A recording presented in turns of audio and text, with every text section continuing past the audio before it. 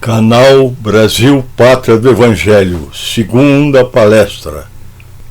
Jesus Cristo, primeira parte, início. A vida de Jesus, contexto histórico. No livro Boa Nova, o espírito Humberto de Campos nos traz o seguinte relato sobre o período que antecedeu a vinda do Mestre até nós. Jesus nasceu no apogeu do Império Romano. Os Césares ditavam as leis, havia soldados romanos por toda parte, e todos os povos dominados tinham que pagar tributos ao Império. Caius, Júlio, César, Octavianus, que recebeu o cognome de Augustus, viveu de 63 a.C. a 14 d.C., tendo nesse período nascido Jesus e seus primeiros continuadores e propagadores do cristianismo. Em 63 a.C., através do general Pompeu, Roma chega ao Oriente Médio. Os historiadores do Império Romano sempre observaram com espanto os profundos contrastes da gloriosa época de Augustus, o qual chegara ao poder por uma série de acontecimentos felizes. Uma nova era principiara, com aquele jovem enérgico e magnânimo. O grande império do mundo, como que influenciado por um conjunto de forças estranhas, descansava numa onda de harmonia e de júbilo, depois de guerras seculares e tenebrosas. A passagem gloriosa de Roma jamais reunira tão grande número de inteligências. É nessa época que surgem Virgílio, Horácio, Ovídio, Salúcio, Tito Livio e Mecenas. É que os historiadores ainda não perceberam, na chamada época de Augustus, o século do Evangelho da Boa Nova. Esqueceram-se de que o nobre Octavianus era também homem e não conseguiram saber que, no seu reinado, a esfera do Cristo se aproximava da terra numa vibração profunda de amor e de beleza. Acercavam-se de Roma e do mundo não mais espíritos belicosos como Alexandre ou Aníbal, porém outros que se vestiriam dos andrajos dos pescadores para servirem de base indestrutível aos eternos ensinos de Jesus.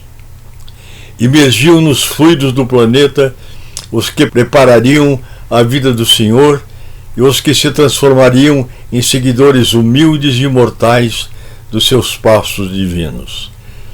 Entre esses espíritos destaca-se a iluminada figura de Maria de Nazaré, que aceitou do plano maior da vida a missão de ser a mãe daquele que o mundo conheceria como o Salvador. Não se sabe exatamente o ano em que nasceu Jesus. Teria sido entre 6 a.C. e 1 a.C. Lucas e Mateus narram a época de forma superficial, apenas na época em que Herodes era rei da Judéia. Sucedendo Augustus, assume Tibério, 14 depois de Cristo.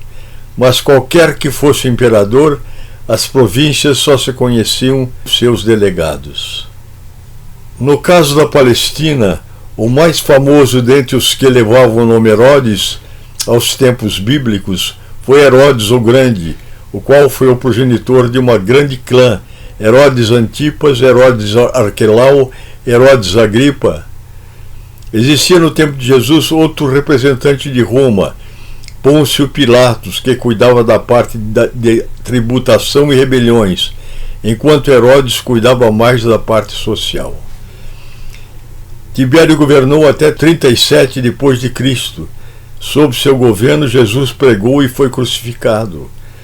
Com Tibério começou uma série de imperadores cruéis e despreparados, de 37 a 41 depois de Cristo. Calígula, de 41 a 54. Cláudio, de 54 a 68 depois de Cristo. Nero. A Palestina, que literalmente significa terra dos filisteus, está encravada entre o Mediterrâneo, o Líbano, o deserto da Síria, na região denominada Oriente Próximo. Inicialmente, A sua localização geográfica punha na encruzilhada das grandes e indispensáveis rotas comerciais que levaram na Ásia Menor, do Egito, a Mesopotâmia e a Arábia. Graças a isso, experimentou sucessivas invasões dos egípcios, mesopotâmicos, persas e por fim dos romanos, que a destroçaram por largos séculos. Pelos acontecimentos históricos que ali tiveram lugar, foi denominada como Terra Santa, face às ocorrências bíblicas que lhe deram notoriedade, unindo fatos e revelações humanas como espirituais, igualmente por se tornar o lugar de nascimento de Jesus. Espalhados pelo imenso Império Romano, viviam quase 4 milhões de judeus.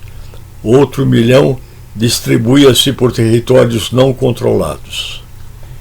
Havia dessa forma menos judeus na Palestina, cerca de 859 mil, do que fora dela. Nas comunidades predominantemente judias, o choque era grande e contínuo entre o povo que sempre se considerou escolhido de Deus e os conquistadores pagãos que os humilhavam e tributavam. Um acontecimento importante deu-se no ano de 35 depois de Cristo, em que ocorre a dramática visão de Paulo a caminho de Damasco. Qualquer narrativa em torno da incomparável personalidade de Jesus ou de evocação dos seus feitos insuperáveis não pode prescindir de uma análise, superficial que seja, da terra onde ele viveu e do povo que a habitava. Somente assim se poderá compreender a posição por ele assumida ante as transitórias governanças políticas e religiosas então vigentes, características desse povo sofredor, destemido e temente a Deus, que vivia num verdadeiro oásis de monoteísmo, situado num imenso deserto de politeísmo, no qual se desenvolveram as civilizações da antiguidade. A Judéia e os hebreus ofereciam todos os requisitos para o sucesso da missão salvacionista de Jesus. O Velho Testamento sempre considerou o povo judeu como eleito para o advento do Messias prometido. Com o nascimento do menino Jesus, há como que uma comunhão direta do céu com a terra. Esse é um momento especial de sua missão ininterrupta. Nasce e cresce no seio de um povo e de uma raça que sempre se caracterizou pela crença no Deus único e que já havia merecido a presença de adiantados espíritos preocupados em reafirmar ao povo antigas crenças no seu Deus, fé inabalável, transmitindo-lhe adiantada legislação de ordem moral e civil e constantes advertências através do profetismo. Desde seu aparecimento na terra até a sua volta aos páramos celestes, Jesus o Cristo, anunciado e esperado durante séculos, ensinou aos homens as leis de Deus, usando diferentes métodos e formas, mas especialmente através da exemplificação. Seu nascimento na manjedoura, nos diz Emmanuel, assinalava o ponto inicial da lição salvadora do Cristo, como a dizer que a humildade representa a chave de todas as virtudes. Seu crescimento no seio da família é exemplo de obediência aos pais. Sua sabedoria já é destaque aos 12 anos e aos 30 inicia publicamente sua missão, que se desenvolve por 3 anos. E nos momentos derradeiros dá mostra de submissão aos desígnios do Pai, aceitando uma crucificação injusta e infamante, como a nos definir que se quisermos ressurgir como espíritos em glória, temos que aceitar o momento difícil e solitário da crucificação. Ainda durante sua vida terrena, mostra o poder e o amor de Deus, o Criador de todas as coisas, e que amar ao próximo como a si mesmo é o maior de todos os mandamentos. Com sua autoridade incontestável, mostra o sentido exato das leis divinas, contrariando usos e costumes do povo hebreu, quando estes não estavam de acordo com os objetivos maior da vida. Seu poder e domínio sobre a matéria visível e sobre os fluidos, energias, são continuamente evidenciados nas mais diferentes curas de cegos, paralíticos e de variadas doenças físicas. Sua hierarquia espiritual é incontestável ao expulsar demônios, espíritos rebeldes, curar possessos e ao impor respeito e autoridade moral a legiões de espíritos inferiores, maus e perseguidores. Seus métodos de ensino e transferência de conhecimentos são modernamente conhecidos como os mais eficazes nos campos psicológico e didático. Utiliza o exemplo, a palavra, os fenômenos e os elementos da natureza. Sua linguagem é apropriada aos ouvintes e às circunstâncias. A parábola e as experiências mais conhecidas de todos são continuamente utilizadas em suas prédicas. Demonstrou que o importante não era vencer no mundo, mas vencer o mundo. Estar aqui, mas sem ser daqui. Sua mensagem, como enviado de Deus, imortalizou-se para beneficiar toda a humanidade. Ao contrário dos valores vivenciados pelos homens, sua força extraordinária é constituída pela bondade, pela humildade, pela paciência, pelo amor e pela fé absoluta no poder supremo. Em lugar de amigos poderosos, recrutou homens simples, sinceros e humildes, com os quais contou para universalizar sua mensagem. Assim continua a falar através de seu evangelho de amor aos discípulos de ontem e de hoje, aos mansos, aos que têm puro coração, aos misericordiosos e aos pacificadores. Para a generalidade dos estudiosos, o Cristo permanece tão somente situado na história, modificando o curso dos acontecimentos políticos do mundo. Para a maioria dos teólogos, é simples objeto de estudo nas letras sagradas, imprimindo novo rumo às interpretações da fé.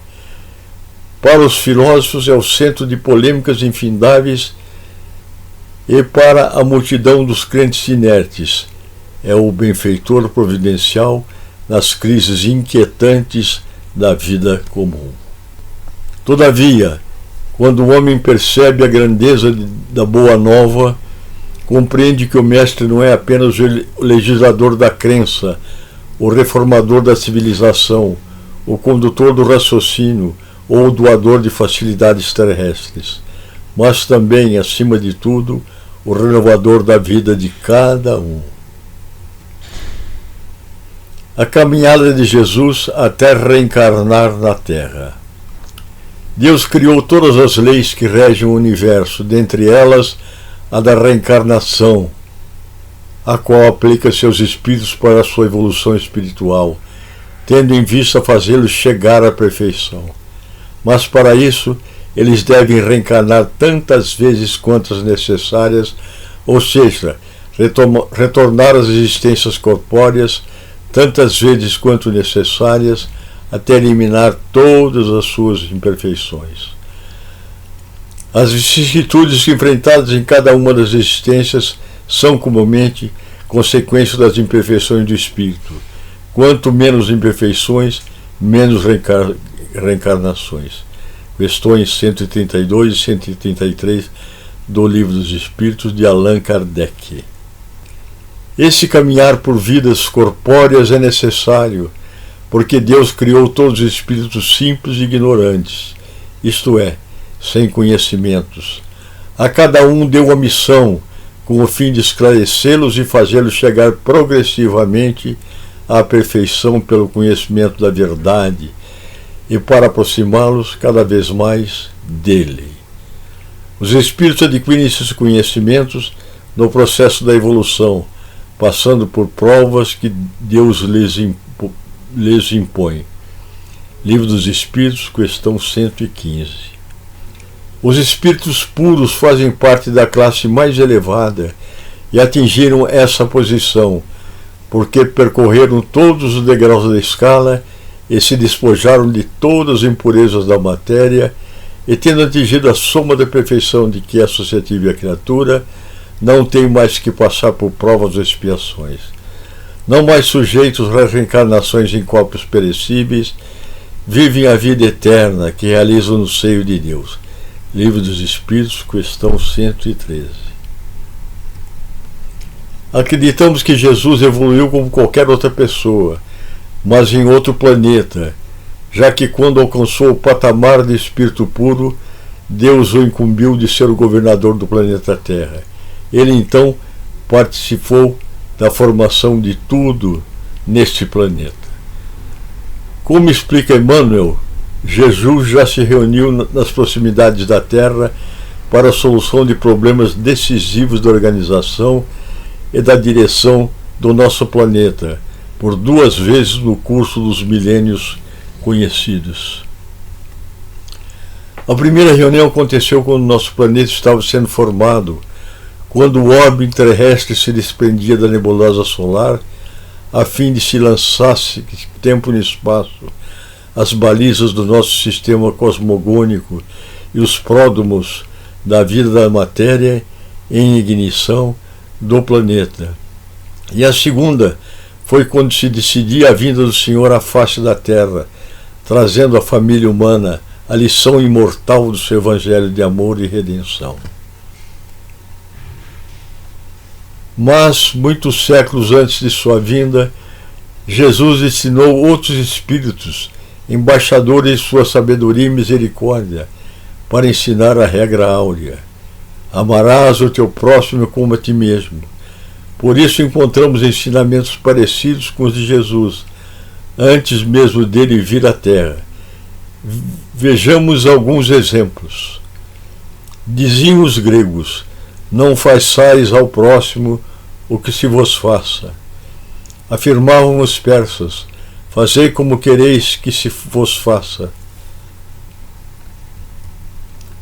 Declaravam os chineses: o que não desejais para vós, não façais a outrem. Recomendavam os egípcios: deixa passar aquele que fez aos outros o que desejava para si. Doutrinavam os hebreus: o que não quiserdes para vós, não desejeis para o próximo. Insistiam os romanos: a lei gravada nos corações humanos é amar os membros da sociedade como a si mesmo. Mas apesar dos povos receberem a lei de ouro do Cristo, os profetas, administradores, juízes e filósofos procederam, muitas vezes de maneira diferente da que pregavam. Então Jesus nasceu entre nós, e desde a infância viveu indiferente à sua própria felicidade, pois seus sonhos ideais só objetivavam a felicidade alheia. Além de ensinar, exemplificou, não com virtudes parciais, mas em plenitude de trabalho, abnegação e amor, nas praças públicas, revelando seus olhos da humanidade inteira. Ele veio nos mostrar o caminho da salvação, e só através da vivência de seus ensinamentos estaremos salvos ou livres do mal que ainda se encontra dentro de muitos de nós.